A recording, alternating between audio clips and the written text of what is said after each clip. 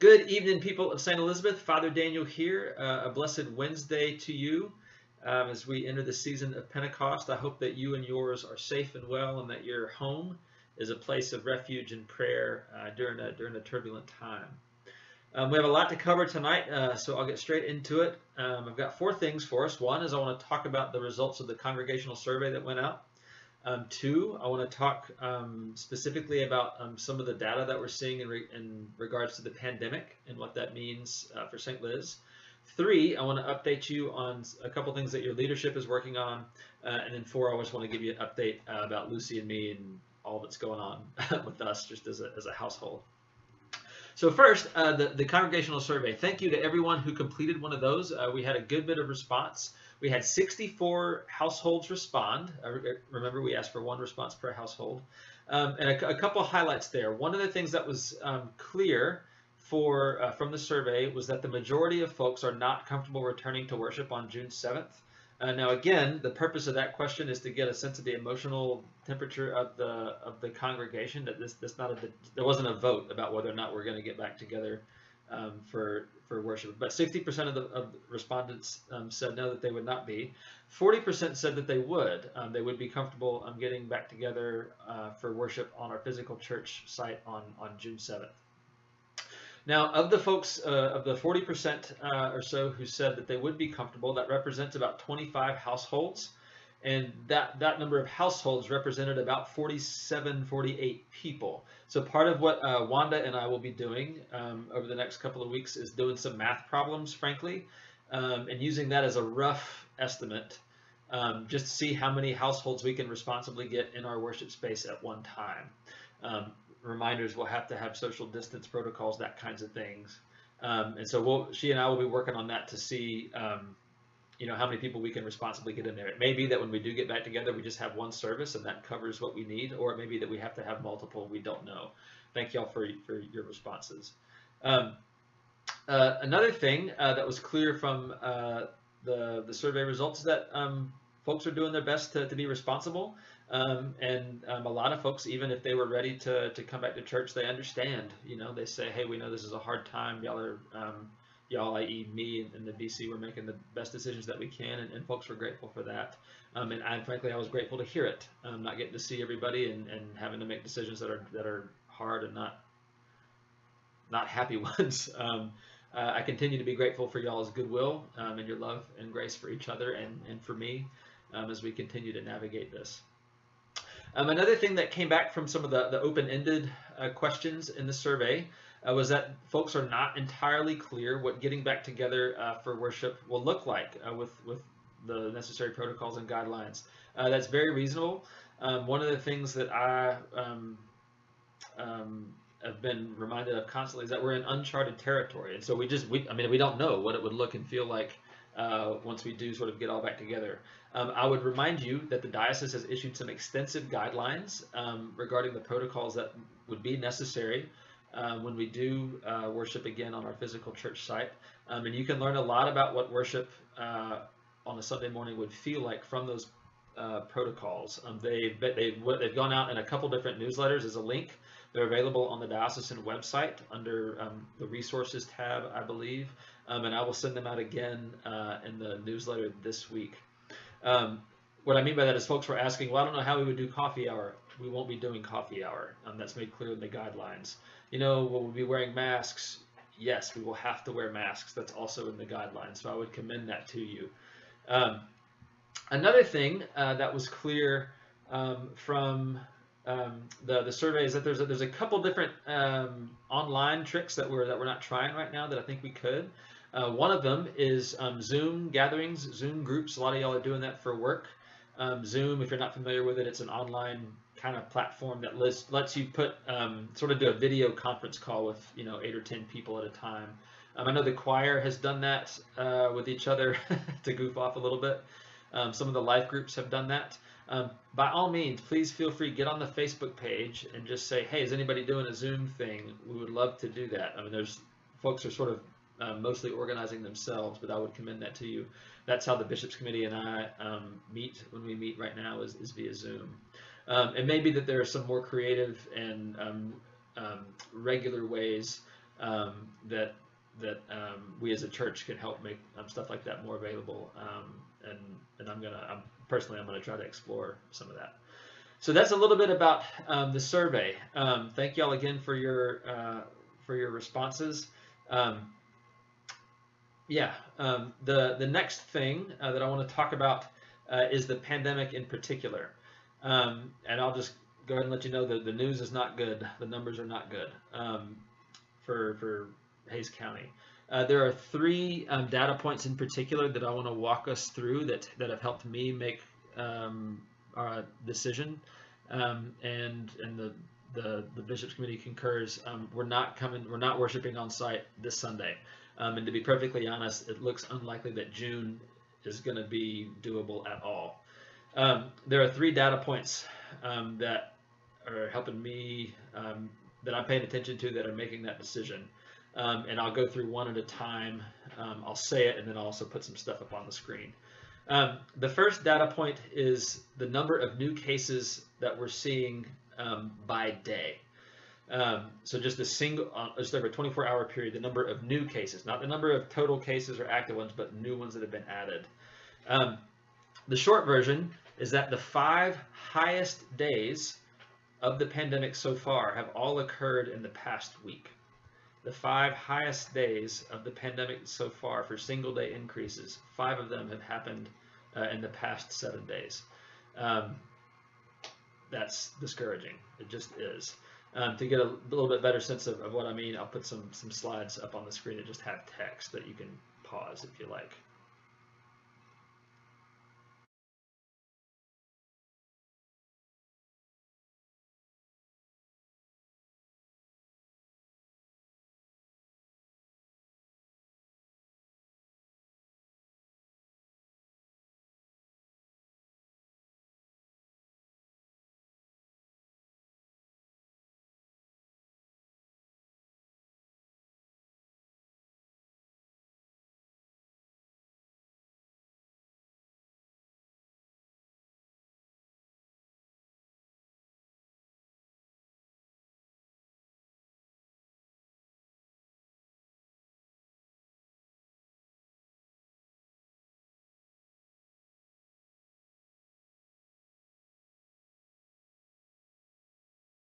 Okay. The second data point that I am paying attention to is the number of new cases that happen not per day, but over a week, over a 7-day period. Now, the reason I'm also paying attention to this one is because I noted that it looks like some of the data reporting is a little erratic, particularly on weekends. So you'll see that there's a lot of, if you go to the Hays County dashboard, there's a lot of 0 new cases on weekends, which is a little fishy. And so just to make sure that the sort of the high single day averages that we've been seeing aren't flukes of some kind, I've also been paying attention to Sunday through Saturday periods of time and looking at a whole week. Again, the news here is not good. The 2 single highest weekly periods, and I'm counting Sunday through Saturday, were the last 2 weeks of May. May 24th through May 31st was the highest number of new cases added in a week, and the second highest is the week before that. So even if you look at the numbers over a weekly period in sections of weeks, it's just true, or at the very least, it's an incredibly reasonable conclusion to say that in our area, COVID-19 is spreading more quickly now than it was a month ago or 2 months ago. And that means that it's just not safe to come back and worship together. I'll put some slides up on the screen that show that in a way for those of us who don't hear well and prefer to see stuff on screen.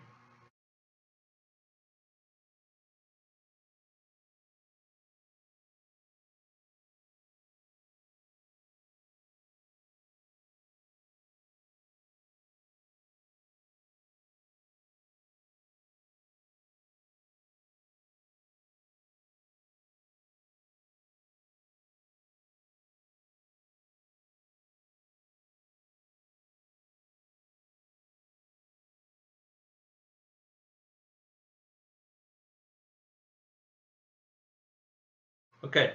The third data point that was brought to my attention by a member of the congregation um, is what's called the positivity rate. Now, this was not one that I was familiar with, but the positivity rate is you take a look at the total number of tests that are administered to see whether someone is positive or negative for the coronavirus. And the positivity rate is the number of people tested whose tests come back positive. Um, the positivity rate for the state of Texas on today, and they do it by an average of the past week, for today is about 6.6%. Hays County is trending higher than that. The positivity rate for Hays County is about 8.4%.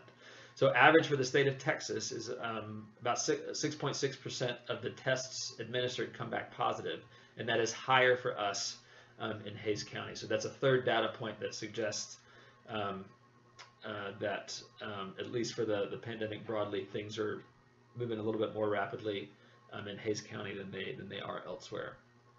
And again, I'll put that on the screen just for those who prefer a visual.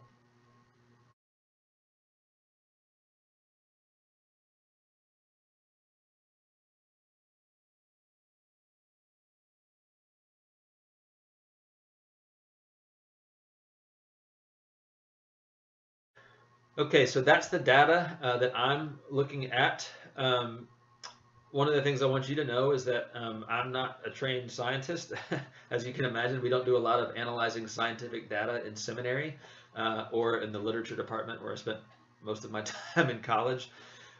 So what I have done is I'm paying attention to the Hays County dashboard in particular. And then I'll say, this is what I see. And then I've reached out to a couple members of our congregation who work in the medical field or who have scientific training, and saying, this is what I'm seeing. Am I interpreting this data correctly?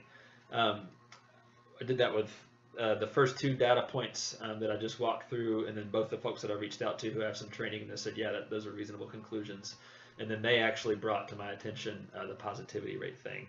I say that just so you know that how it is that I'm making my decisions about worship, and that I'm doing my best to do due diligence and be honest about what I know and about what I don't know. Again, if you're curious about any of that data, you can go to the Hays County COVID-19 dashboard. That's the thing that I'm paying the most attention to. The state of Texas has its own dashboard as well. Okay, so that's the bad news for the pandemic. Third thing I wanted to talk about is a couple things that your leadership is working on. I said a couple of weeks ago that we've got some infrastructure equipment stuff to look at as a church. The internet should be getting upgraded tomorrow. That's when it's scheduled for. It's been scheduled for a while. It's taken us some time to get somebody there. We have a couple other troubleshooting things with the internet that we have to answer. There are members of your bishops committee who are tasked with reaching out both to Wanda and to a member of our congregation who has some expertise in live streaming equipment, and figuring out what the capabilities and the cost of those capabilities would be for the congregation. Some other members of your bishops committee are tasked with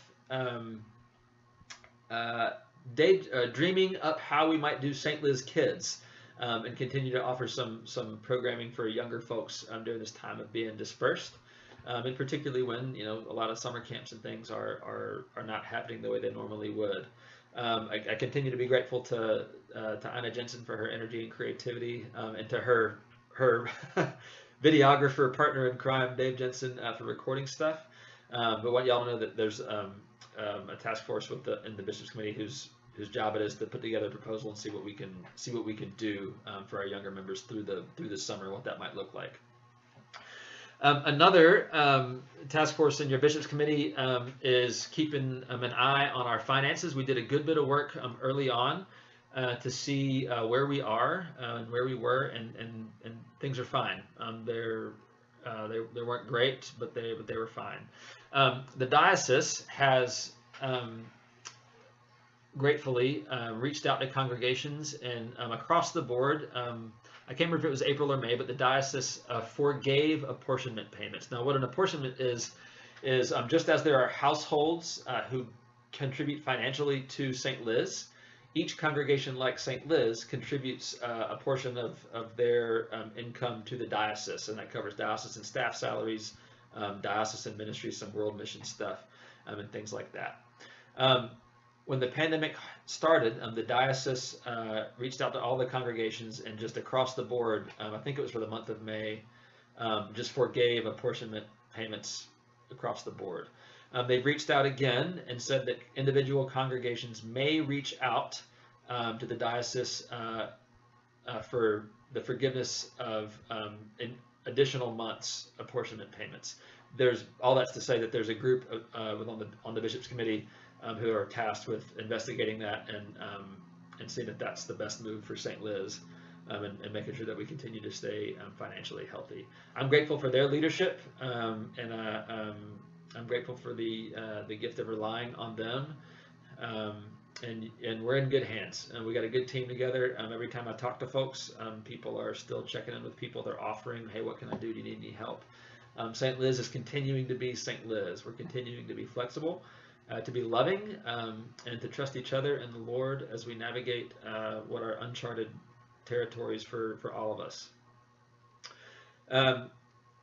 Okay, the final thing is, as you know, Lucy and I, we no longer live at the seminary. We have a wonderful house. I'm in our home office, which is a room that we have in our house now. That door doesn't lead to the outside. It leads to, get this, a hallway. We have a hallway now. What's next for us is that Lucy and I will travel to Alabama next week for her ordination to the diaconate. She will be ordained a deacon on Saturday, June 13th at 11 a.m. at St. John's Episcopal Church in Montgomery, Alabama. I believe that service is going to be live streamed. So again, Saturday, June 13th at 11 a.m. at St. John's Episcopal Church in Montgomery, Alabama. Lucy will be ordained a deacon in God's one holy Catholic and Apostolic Church. I'm so excited about that. She's excited about that. I commend her to your prayers. It's going to be a good day for the church. Part of what that means is that next week we will not have a Wednesday update video. Lucy and I will be driving to Alabama, and we'll be there for about a week. Church, however, our worship videos for Sunday will continue to be uploaded at their normal place and time. So don't worry about that. We will continue to have church, even though it will continue to be virtual. That's a whole lot of info. Thank y'all for your patience. Thank you for your honesty in completing the survey. It gave us some helpful info and feedback, just seeing where folks are. Again, I wish that the numbers in regard to the pandemic were not what they are, but they are what they are, and it's just not safe. It's spreading more quickly now than it was, and I can't in good conscience bring us back together for worship. I just can't. And finally, again, I commend Lucy to your prayers. Saturday, June 13th at 11 o'clock, St. John's Episcopal Church in Montgomery, Alabama. I hope you'll tune in. I love y'all very much. You are in my prayers. I know this is a stressful time for a lot of different reasons, for a lot of different folks. But yeah, I remember you in my prayers every day, and I hope that you trust that you are held in the palm of God's hand. And I look forward to seeing you again Sunday morning. All right. God loves you, and so do I. Peace.